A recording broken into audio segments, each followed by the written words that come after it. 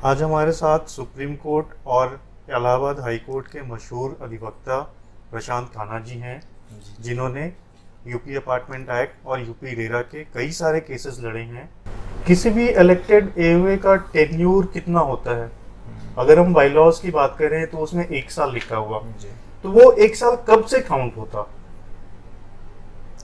जी, अगर देखिए मान लीजिए फ्रेश इलेक्शन हुआ है और उसके बाद बॉडी रजिस्टर हुई है, हम्म। तो अगर रजिस्ट्रेशन इसमें बेहतर यही होगा कि जिस दिन रजिस्टर हुई है बॉडी उस दिन से 1 साल का टेन्योर माना जाएगा। ओके। क्योंकि जो मैनेजमेंट की फर्स्ट मीटिंग होगी वो आफ्टर रजिस्ट्रेशन ही होगी। तो जो जी। मॉडल बाईलॉज है उसमें ये लिखा है कि जो मैनेजमेंट यानी कि बोर्ड ऑफ मैनेजमेंट का टेन्योर होगा वो 1 साल होगा from the date they will hold their first meeting. Okay. तो बोर्ड एक्चुअल में एग्जिस्टेंस में कब आएगा? जब जब रजिस्टर एसोसिएशन हुआ। रजिस्टर हो जाएगा। जी। तो as a perfect board they are holding their meeting और they will be holding their meeting after registration, तो उस दिन से 1 साल होगा। ओके।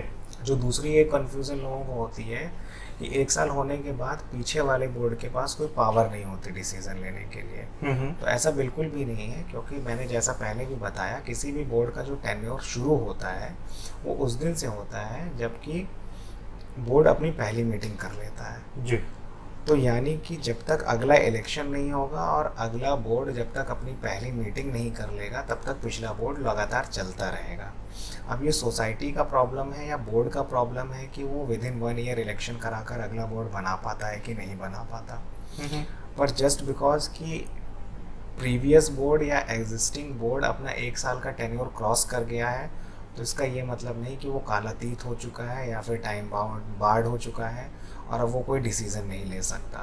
वो डिसीज़न बिल्कुल ले सकता है। ओके। अगर सोसाइटी में कुछ एक्टिव लोग हैं जिनको लगता है या जो चाहते हैं कि टाइमली इलेक्शन हो और उनके यहाँ बोर्ड कुछ बदमाशी कर रहे हैं और समय से इलेक्शन नहीं करा रहे हैं, तो वो टाइम से पहले एक्टिव हो जाए और इलेक्शन को टाइम पे करवाने की कोशिश करें। ओके। बट अगर 1 साल मतलब मान लीजिए 17 नवंबर को या 17 अगस्त को इलेक्शन हुआ था, तो अगले साल भी 17 अगस्त से पहले हो जाना चाहिए। जी। और अगर नहीं हो पाया तो इसका ये मतलब नहीं कि 17 अगस्त अगले साल के बाद वो बोर्ड टाइम बाउंड हो गया है, टाइम बार्ड हो गया और अब वो कोई डिसीजन नहीं ले सकता। वो डिसीजन ले सकता है। जी। अच्छा, एक चीज और थी इसमें कि जो नए एक जो बोर्ड का टेन्यूर है 1 साल का, वो पूरा होने के बाद कुछ लोग रिजाइन करें और नए चेहरे आए उसके जगह पे, तो how board of members can decide कि कौन रिजाइन करेगा, या तो फिर जैसे हमेशा फ्रेश इलेक्शन ही कराना चाहिए? हाँ देखिए, अब ये काफ़ी सारी सोसाइटीज़ में इस बात को भी लेकर के डिस्प्यूट होता है कि जब बोर्ड का टर्म पूरा होगा तो मॉडल बायलॉज में लिखा है कि हर साल एक ऐसा अरेंजमेंट बनाया जाएगा, the board shall make an arrangement thereby retiring 1/3 of the members of the board. तो अब इसके इंटरप्रिटेशन काफ़ी सारे होते हैं, लेकिन अभी आज के डेट में जो इंटरप्रिटेशन चल रहा है वो ये है कि हर साल 1/3 जो बोर्ड मेंबर हैं वो रिटायर कर दिए जाएंगे और वो बोर्ड की मीटिंग में ही रिटायर किए जाएंगे। ओके। और बोर्ड ही ऐसा कोई अरेंजमेंट करेगा।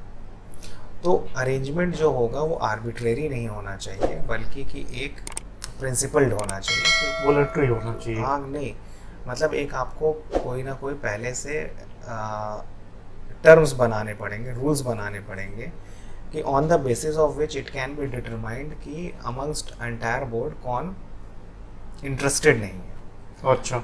तो इंटरेस्टेड नहीं है या जिसकी परफॉर्मेंस नहीं है या फिर वो एक्टिवली पार्टिसिपेट नहीं कर रहे हैं, इस तरह का कुछ आपको रूल बनाना चाहिए या बना सकता है बोर्ड।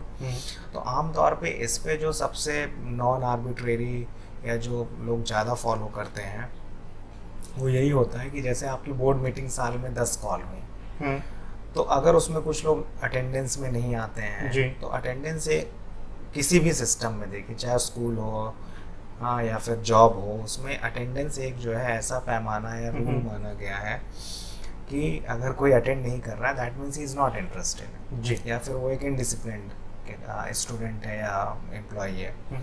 तो उसी तरीके से यहाँ पर भी जैसे ये आप मना सकते हैं। ओके। नॉन अटेंडेंस की अटेंडेंस किसकी शॉर्ट रही है और मीटिंग्स में पार्टिसिपेट नहीं कर रहा है, तो ये हो गया। अगर लोग वॉलेंट्री नहीं कर रहे हैं और 10 के 10 चाहते हैं कि मैं बोर्ड में अगली बार भी आऊँ, 9 के 9 चाह रहे हैं मैं बोर्ड में अगली बार आऊँ, तो ये एक ऐसा अरेंजमेंट है जो कि कोर्ट्स भी इसको एक्सेप्ट करती हैं, क्योंकि इसमें कोई अनरीजनेबलनेस नहीं है, ये एक्सप्लेन कर रहा है अपने आप को। तो इस अरेंजमेंट के तहत आप जो है जो लीस्ट अटेंडीज हैं उनको आप रिटायर कर सकते हैं। ओके। अब बात आती है कि वो 3 रिटायर होंगे तो क्या बाकी जो 2/3 बचे वो अंदर ही रहेंगे और बिना इलेक्शन के ही? हाँ, ये भी सवाल है। ये एक सवाल अधिकतर आता है। तो वो क्या 2/3 अंदर ही रहेंगे और इलेक्शन फेस ही नहीं करेंगे? तो इस पर जो इंटरप्रिटेशन काफ़ी बार कोर्ट लिटिगेशन में होता है, जजमेंट्स नहीं है अभी इस पे लेकिन ये कहा जाता है कि सोसाइटीज़ पहले 80 फ्लैट की होती थी, 100 फ्लैट्स की होती थी, और उसमें इतना कॉम्प्लेक्स स्ट्रक्चर या फिर इतनी फैसिलिटीज़ भी नहीं होती थी जी। लेकिन आज नोएडा, ग्रेटर नोएडा, इन सब जगहों में 1,500, 2,500, 5,000 जो है घरों की सोसाइटी हो चुकी है जी। टर्म 1 साल रखा गया है सर। तो अगर पूरे के पूरे बोर्ड को बदल दिया जाता है तो भी बहुत प्रॉब्लम हो सकती है, क्योंकि पूरा ही सारे नए चेहरे होंगे, सारे वो भी नए दिक्कत चेहरे, है। उनको पता ही नहीं है कि रजिस्टर कैसे मेंटेन होता है, इलेक्ट्रिसिटी डीजी का सिस्टम क्या है, फायर इक्विपमेंट्स का सिस्टम क्या है जी। तो ये भी एक प्रॉब्लम है। तो इस इंटरप्रिटेशन के चलते ये भी सही लगता है। हाँ, अब 1 साल का टर्म है, 1 साल तो 6 महीने तो समझते समझते लग जाता है कि भाई कोई एक ऑर्गेनाइजेशन चलता कैसे है। तो ये इंटरप्रिटेशन जो है इस इंटरप्रिटेशन के चलते बड़ी सोसाइटीज़ के लिए तो ये सही है। वरना आमतौर पर अगर आप देखिए जितनी भी कोऑपरेटिव हाउसिंग सोसाइटीज़ होती हैं या कोई भी एसोसिएशन या सोसाइटी हो, वहाँ टेन्योर मिनिमम जो है 3 साल का तो होता ही है और नॉर्मल 5 साल का होता है। जैसे कोऑपरेटिव हाउसिंग्स होती हैं, कोऑपरेटिव हाउसिंग्स में 5 साल का टर्म होता है प्रबंध समिति का। अच्छा। तो वहाँ पे ये रिटायरमेंट का रूल नहीं बनाया गया। अब मान लीजिए 1 साल। अब दूसरा ये भी हो सकता है लेजिस्लेशन ने सोचा हो, कानून बनाने वालों ने, कि 1 साल का टेन्योर है, सारे लोग काम करने वाले होंगे, हो सकता है कुछ लोग बोर हो जाएं या टाइम ना दे पाए, तो 3 को ही रिटायर करो हर साल। क्योंकि जब कानून बनाया जाता है तो वो अच्छा ही सोच के बनाया जाता है कि सब अच्छे लोग ही आएंगे। ये कभी नहीं सोच के बनाया जाता है कि इसमें ख़राब लोग आएंगे बोर्ड में। तो ये तो कुछ सोसाइटीज़ में हो सकता है कि भाई कोई एक आदमी प्रेसिडेंट बन के बैठा हो, आपस में सीट स्वैप करता हो, ये सब भी प्रॉब्लम्स आती हैं। लेकिन वो जो नई 3 लोग आएंगे वो जाहिर है ऑब्जेक्शन उठा सकते हैं। तो हर साल नए 3 लोगों को आने का मौका दिया जा रहा है, और अगर वो 3 लोग एक्टिव हैं और अगर उन्हें लगता है कि पिछले लोग अपनी पावर का अब्यूज कर रहे हैं तो उसके एविडेंस के साथ कोर्ट में जाएं, उनको कोर्ट हटाएगी। एक्ट में ये भी लिखा है कि कोई भी एक पर्सन 2 साल से ज्यादा किसी पर्टिकुलर पोस्ट को होल्ड नहीं कर सकता। तो इसका क्या एक इंटरप्रिटेशन तो ये भी है कि अगर हम हर साल इलेक्शन कराते हैं और इलेक्शन के बाद एंट्री होती है तो क्या उसको रिपीटेटिव काउंट किया जा सकता है? नहीं, अगर वो इलेक्शन अगर करा के भी आते हैं तो एक पोस्ट पे 2 टर्म से ज़्यादा नहीं रह सकते। और बीच में अगर ब्रेक करके फिर दोबारा से 2 पोस्ट को ले लेते हैं तो उसमें भी कोई प्रॉब्लम नहीं है जी। मान लीजिए 2 साल प्रेसिडेंट रहते हैं, अगले साल इलेक्शन करा करके फिर सेक्रेटरी बन जाते हैं और फिर इलेक्शन करा के दोबारा से 2 साल प्रेसिडेंट रह जाते हैं, तो लॉ के हिसाब से कोई हार्म नहीं है, क्योंकि इसमें पूरा मौका दिया जाता है रेजिडेंट्स को, पूरा मौका दिया जा रहा है बोर्ड में, बोर्ड के जो मेंबर्स हैं आपस में जो है वोटिंग करने का। सेक्रेटरी के पास अगर मान लीजिए 2/3 नहीं, मेजॉरिटी अगर रेजिडेंट्स 1/4 रेजिडेंट्स अगर सिग्नेचर करके किसी बोर्ड मेंबर के अगेंस्ट में शिकायत करते हैं, हेयरिंग चाहते हैं, तो वो सब चीज़ें हो सकती हैं। ओके। और सारे रेजिडेंट्स मीटिंग करके बोर्ड मेंबर को रिमूव भी कर सकते हैं जी।